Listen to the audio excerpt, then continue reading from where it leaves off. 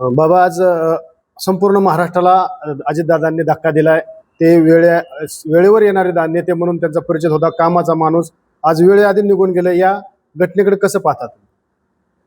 काल दिनांक 28 रोजी एका विमान दुर्घटनेत आदरणीय अजितदादांचा त्या ठिकाणी मोठा अपघात झाला आणि त्या अपघातामध्ये आदरणीय अजितदादा आमच्यातून गेलेले आहेत. वास्तविक पाहता आमच्या पक्षाचे राष्ट्रीय अध्यक्ष आणि माझ्या कुटुंबाचे एक कर्ता म्हणायला काय हरकत नाही. 2018 साली माझे वडील कैलासवासी बाळासाहेब जगदाळे गेले आणि आज 2026 मध्ये आदरणीय अजितदादांचं निधन झालं. या 8 वर्षाच्या काळामध्ये दादांनी जो आधार, वडिलकीचा आधार मला जो दिला, तो आधार कधीही न विसरू शकणारा आधार आहे. दादांच्या जाण्याने आमचा पक्ष असेल किंबहुना अख्खा महाराष्ट्र पोरका झालाय अशी प्रतिक्रिया सगळ्यांकडनं येत आहे. कालपासून कार्यकर्त्यांचे फोन येत आहेत किंवा बाबा आपलं पुढं कसं काय व्हायचं, दादा आपल्यात नाही येत, दादा नसल्यावर पुढं कसं जायचं. परंतु मला एकच सांगणं राहील, सर्व कार्यकर्त्यांना असेल, सर्व शेतकऱ्यांना असेल, सर्व कष्टकऱ्यांना असेल, की दादा जरी आपल्यात नसले परंतु दादा जे विचार सोडून गेलेले आहेत ते विचार आपल्याला सर्वसामान्यांपर्यंत पोहोचवायचं काम येत्या काही दिवसात करायचंय आणि ते विचार नक्कीच आम्ही पोचवू.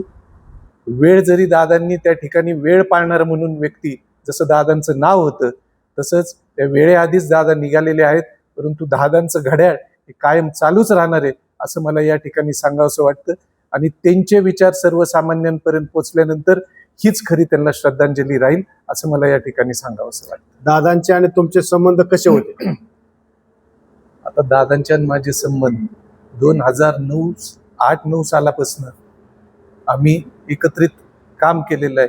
दौंड शुगर सारखा साखर कारखाना चालू करण्यासाठी त्यांनी फार मोठी मदत मला त्या ठिकाणी केली होती आणि त्या मदतीमुळेच आज दौंड शुगर सारखा साखर कारखाना अत्यंत व्यवस्थितपणे चालू आहे. शेतकऱ्यांचा ऊस वेळेवर जात आहे, शेतकऱ्यांना व्यवस्थित बाजार मिळत आहे आणि एवढी मोठी वास्तू, एवढी मोठी संस्था आज दौंड तालुक्यात शेतकऱ्यांसाठी उभी करून ठेवली.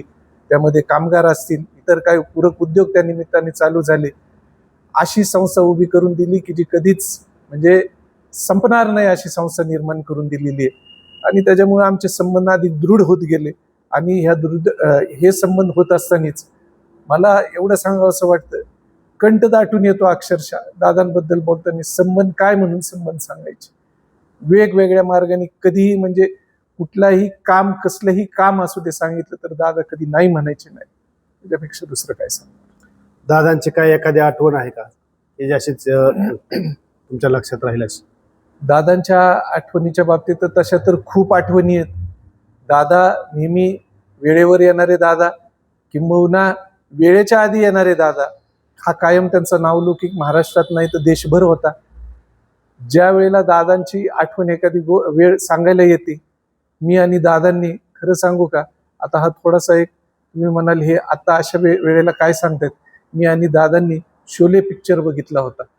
दौंड कारखान्यावर एक दिवस आले असताना टीव्ही लावला आणि शोले पिक्चर बघत बसला आणि त्या पिक्चर मधले एक एक डायलॉग अजून सुद्धा दादा रिपीट करायचे आणि परत मी सुद्धा रिपीट करायचं.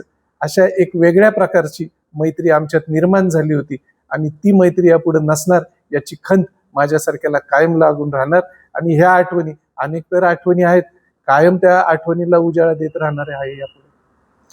बाबा आता एक दुःखद घटना घडली. हा बाजू विषय आता थोडासा महाराष्ट्रासाठी अतिशय धक्कादायक आहे. परंतु आता उद्याच्या जिल्हा परिषदेच्या निवडणूक आहेत, दादा नसणार आहेत, तर कसं पाहता या निवडणुकीकडे तुम्ही? निवडणूक हा एक प्रक्रियेचा भाग आहे. निवडणूक तर होणारच. आता दादा नाही येत म्हणून ही गोष्ट कुठली थांबणार नाहीये. परंतु दादांनी दिलेले जे आचार विचार आहेत, दादांनी केलेले जे आव्हान आहेत, उलट मला उमेदवारी द्यायच्या वेळेला दादांनी त्यावेळेला सांगितलं होतं की 4 वर्ष झालं या स्थानिक स्वराज्य संस्थांवर प्रशासकाचा काळ आहे. 4 वर्षात जिल्ह्याचा पालकमंत्री म्हणून मी ज्या ज्या योजना आणलेल्या आहेत त्या योजना सर्वसामान्यांपर्यंत पोहोचवा, आमचे ध्येय धोरणं पोहोचवा, पक्षाचे ध्येय धोरणं पोहोचवा. त्या निमित्ताने लोकांमध्ये जागृती होईल आणि आपल्याला कुठलीही अडचण येणार नाही अशा प्रकारचं आव्हान दादांनी केलं होतं. आणि तेच आव्हान या निमित्ताने मी सर्वांना करत आहे की दादांनी जे दिलेले आचार विचार आहेत, त्यांनी ज्या योजना दिलेल्या आहेत त्याच योजना आपल्याला येत्या काळामध्ये अंमलात आणायच्या आहेत.